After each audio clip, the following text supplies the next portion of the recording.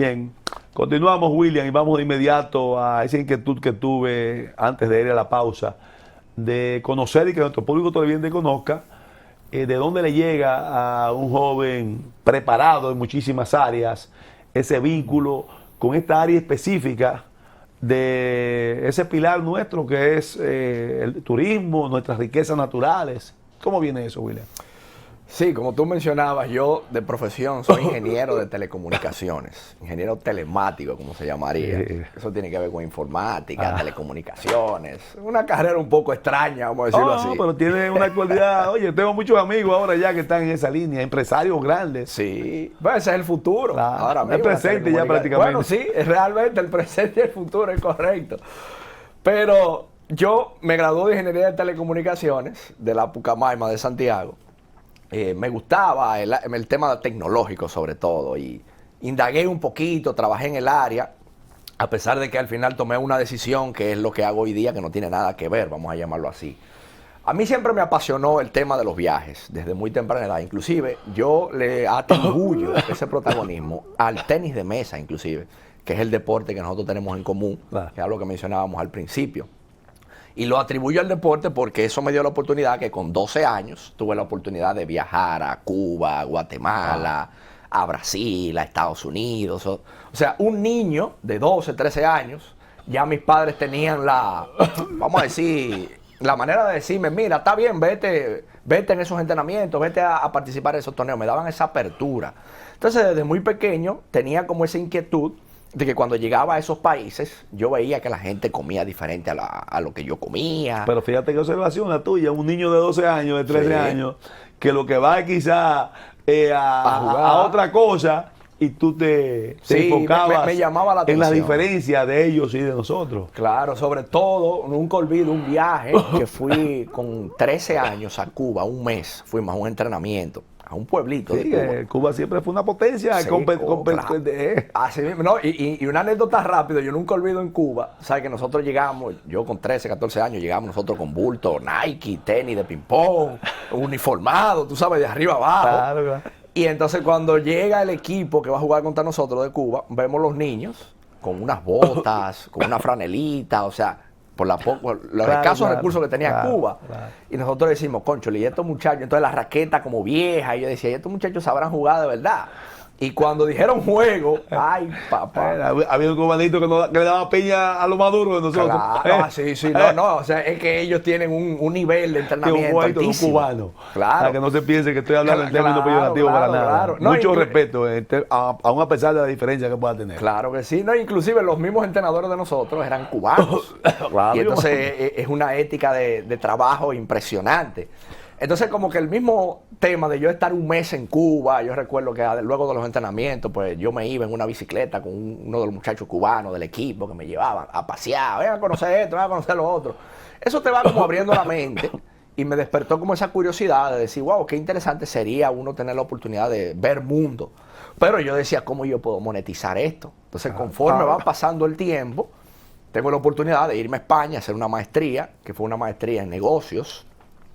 Y conozco gente, básicamente, que yo siempre digo que una de las cosas más importantes son las relaciones interpersonales. Así es. Las amistades que yo tenía también eran personas muy abiertas a ese tipo de cosas, que viajaban, que en esa época, tú sabes, que le decían los mochileros. A mí me encantaba eso de agarrar una mochila y irme por ahí. Tuve ese privilegio. Yo me acuerdo un primo mío que vino de Alemania a mi casa y se pasó un mes en mi casa, oye, con una mochilita. Y yo estaba mirando que cuando él salía del aeropuerto, la maleta. No, y cuando yo tenía su mochilita, con 2 t-shirts, un calzoncillo y unos jeans y ya. Y ya. Y lavaba su vaina todos los días, o cada 2 días y resolvía. Así mismo es. Entonces yo, por ejemplo, y feliz, y sin complicaciones para nada. Claro, porque es que al final te das cuenta que la felicidad es el que menos necesita posiblemente. Claro. O sea, uno puede filosofar mucho de ese tipo de experiencias. Y yo tuve una oportunidad, un privilegio de conocer muchos países así mismo, como mochilero, la India en motocicleta, Suramérica. Tuve la oportunidad de vivir algunas experiencias, inclusive en Europa, en países que son mayormente musulmanes. Entonces, la mente se te abría de una manera. Distinta cultura. Sí, de entender que el mundo es una aldea global. Esa es la mejor maestría que puede tener uno. La mejor educación. La mejor educación que uno puede tener. Eso no se aprende en universidades, se aprende ahí viéndolo. Se aprende en la calle, así mismo es. Entonces, al final, yo inicio con el tema de YouTube, que es lo que yo tengo hoy día también, un canal de YouTube, que es lo que la gente ve, el contenido. Que también el contenido es interesante porque es para el mismo tema de los servicios que ofrecemos como agencia de viajes. O sea, muchos de mis contenidos mostrando lugares es porque nosotros hemos convertido también esos lugares en excursiones abiertas al público. Entonces, ¿qué pasa? Que cuando yo inicio el canal de YouTube en 2013, empiezo a viajar por el mundo, tuve la disciplina de que iba a los lugares y me gustaba documentarlo a mi manera, quizás no de la manera más profesional. Estamos hablando en el 2013, tú dices. Inicié ahí. O sea que estamos hablando...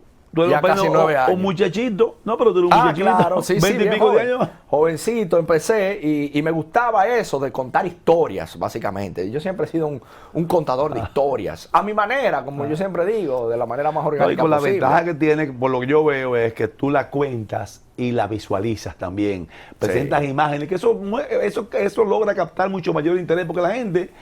Eso está demostrado, tú lo sabes más que yo porque tú eres ingeniero de telemática y cuando tú le acompañas una historia de imágenes, hace que la gente se conecte más con lo que tú estás haciendo. Sí, el contenido audiovisual, así mismo es. Entonces nosotros, básicamente siempre tuve esa disciplina de contar mis experiencias, lo que yo realmente vivía, sin inventarme nada. Y entonces cuando llego al país, ya en el 2015, tengo la oportunidad de trabajar en un espacio televisivo donde yo mostraba los mismos videos de YouTube. Entonces ahí empiezan a abrirse nuevos caminos con el tema del turismo interno. Ahí entran las redes sociales, ya a coger un poquito de fuerza. Claro. Ya la gente me empieza a identificar como la persona que organiza viajes o el conocedor de viajes, entre comillas. Y ahí yo veo una oportunidad de decir, ven acá, pero puede ser que la oportunidad mía de materializar esta pasión por los viajes sea canalizarlo a través de excursiones y de organizar experiencias. Entonces, en el año 2015 empiezo ya, vamos a decir, a legalizar como negocio. Creo la empresa Siempre Viajero, que fíjate que se llama, igual que el lema. O sea, que me mantuve aliado como a esa visión que yo siempre he tenido. O sea, nunca me he salido de esa línea. Y al día de hoy, pues gracias a Dios, ya la gente se identifica con lo que hacemos. Hay muchas empresas que también apoyan. Y el negocio sigue creciendo y eso es lo bonito. También nos hemos expandido a muchos otros países, incluido el vecino país Haití, que tú mencionabas. Que también es un tema que suele ser controversial. Pero nosotros tenemos siempre nuestra visión. Es que nosotros estamos matrimoniados, un término ya aplatanado nuestro. Querramos o no querramos porque es una isla. Aunque ellos son Haití, nosotros somos República Dominicana. Totalmente dos países diferentes, con culturas diferentes, pero somos parte de una isla. Y en ese orden, oye, William, se te da ya en tu negocio, en tu empresa, las solicitudes o tú preparas proyectos de salir de excursiones a otros países o el mayor grueso tú lo enfocas hacia traer excursiones aquí a República Dominicana. Hay un mix, vamos a decirlo así, porque por ejemplo nosotros trabajamos mucho con ese turista que llega aquí, que nos busca nuestros servicios básicamente inspirados en los mismos contenidos. Claro. También trabajamos con gente local, pero también ya hemos empezado a diversificar en distintos países internacionales. Por ejemplo, ahora estamos con Europa, tenemos Colombia, Perú, Costa Rica también, Cuba. Son países que nosotros, y lo interesante es que siempre buscamos como la misma línea, o sea, buscar como los lugares locales, involucrar a gente de la comunidad en cada uno de esos países. Entonces, con el tema de Haití también ha sucedido igual. Haití yo he tenido la oportunidad de ir ya más de 30 veces. Sí, eso veo que tú has tenido mucha interacción en tu trabajo. En una época, recuerdo que hubo una ministra de Turismo que le gustó mucho la idea y hubo un muy buen acercamiento. ¿Ministra de Turismo de Haití? Y hubo mucho acercamiento al nivel de que ella me decía, mira, cuando tú quieras venir al país, avísame que nosotros con gusto te recibimos, ponemos a disposición lo que tú necesites. Y yo aproveché mucho eso para ir a Haití, entonces ellos me asignaban un vehículo con los guías que ya yo tenía preparados. O sea, yo lo que le decía, no, mira, yo lo que quiero es llamar a los muchachos que ya yo tengo internado y que ellos vayan conmigo a los lugares que yo quisiera conocer. Entonces así tuve la oportunidad de conocer prácticamente Haití completo. Y me di cuenta de muchas realidades. Y sin adentrarnos mucho para no quizás caer en otra vertiente de ese tema que tú estás señalando, en la actualidad hay que reconocer que la situación en el hermano país haitiano es difícil. O sea ¿Hay alguna, lo estás haciendo o hay alguna medida ya que tú has tenido que tomar, tomando en cuenta, valga la redundancia, lo que está ocurriendo? Sí, tristemente. O como quiera tú dices, no, yo tengo mis nichos ahí, yo sé a dónde ir. O no, espérate, ya no, espérate, porque a cualquiera le pueden y es una responsabilidad tuya. Si tú te llevas un grupo para allá, es una responsabilidad tuya. Claro, claro, es una situación delicada, vamos a llamarlo así. Lo que sí nosotros hemos identificado es que la pena es que normalmente por un grupito entonces paga el país completo. Y lo que nosotros hemos visto es que usualmente donde suceden estos casos aislados es en la parte de Puerto Príncipe, en las afueras. Pero esa parte turística que nosotros vamos, por ejemplo, en Cabo Haitiano, en el norte, nosotros nunca hemos visto nada fuera de lo normal. Es una ciudad tranquila. Yo me atrevería a decir que hasta segura, aunque suene un poquito fuerte, porque la gente a veces, yo digo eso y dicen acá, pero el tipo está medio loco, pero esa ha sido mi experiencia. Pero tú has estado ahí y... Sí. Mi experiencia ha sido que cada vez que nosotros hemos ido, pues la recepción es buena, la gente se lleva una bonita experiencia. Y lo que yo siempre digo, que la mejor manera de ayudar a la República Dominicana es desear que Haití prospere y que crezca y que ellos desarrollen un turismo y que todo ese tema de inseguridad empiece poco a poco a apaciguarse. Eso es lo único que nosotros les deseamos. Claro, porque en la medida en que ellos se desarrollan en esa misma medida, nosotros lógicamente tenemos una carga menor de esa situación difícil del pueblo haitiano. Es correcto, es correcto. William, sabemos que en Sudamérica, de manera específica, 3 países que están conectados, que son Colombia, Venezuela y Brasil. O sea, yo te vi que tú mencionaste a Colombia, mencionaste a Brasil, me imagino que Venezuela también ha tenido algún tipo. O sea, comparten un área que en cierta forma es de la más rica del mundo en flora y fauna. ¿Has explorado esas áreas ahí? ¿Has tenido la oportunidad? Inclusive hace y es un así año, como uno a veces ve algunos documentales que presentan un mundo tan inmenso de lo que tú sabes que yo estoy hablando. Claro, no, inclusive hace un año, poco menos de 2 años, tuve la oportunidad de ir a Venezuela. Y dentro de Venezuela, y a pesar de la situación política que atraviesa, que nosotros no nos metemos mucho con esa parte, yo tuve una experiencia muy bonita en Venezuela porque me di cuenta que pasa lo mismo. O sea, ese venezolano, por ejemplo, que está allá, que dice, bueno, yo quiero echar el pleito en mi país y se gana la vida a través del turismo. La verdad es que cuando yo estuve allá, que yo compartí con ese tipo de gente, vi el nivel de ansiedad que tenían por recibir turismo, de que también se muestre esa parte que tú mencionas, que es innegable, que es uno de los países más completos del mundo.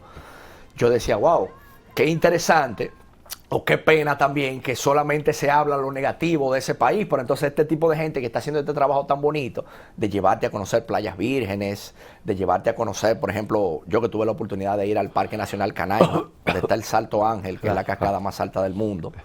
O sea, ese entorno ahí es una cosa maravillosa, es un lugar mágico. También fui en Venezuela a un lugar que se llama Los Roques, que yo digo que eso no tiene nada que envidiarle a las Maldivas, por ejemplo. O sea, es idéntico, el agua, el entorno, es un archipiélago lleno de islas, que tú haces un turismo en náutico, digamos, tú tienes, por ejemplo, yoleros, gente pescadores, que son los que te llevan a esos callitos, y es paradisíaco lo que tú ves. Es como la playa de nosotros de Bahía de las Águilas, multiplicada por 100. Eso es la parte del archipiélago de Los Roques. Entonces yo decía, que inclusive me pasó, que yo grabé mi contenido en Venezuela, y yo mostraba esa parte. Y entonces también trajo un poco de controversia porque la gente decía, ven acá, ¿y será que a este le está pagando el gobierno? Y yo no tengo nada que ver con eso. No tiene nada que ver. Yo cuento realmente mi experiencia y mi experiencia fue muy positiva. Que de hecho nosotros aquí, lógicamente, lo que tratamos siempre es tratar de sacar en este espacio las cosas positivas, las cosas útiles y productivas. Bien, vamos a nuestra segunda y última pausa para seguir conversando de muchos temas. Es apasionante de lo que estamos hablando y en la forma como lo estamos haciendo con nuestro invitado William Ramos, que lo estamos haciendo en un lenguaje llano, que es precisamente lo que queremos, un lenguaje que llegue fácil a nuestro público televidente. Continuamos en Sin Esquemas en apenas un par de minutos.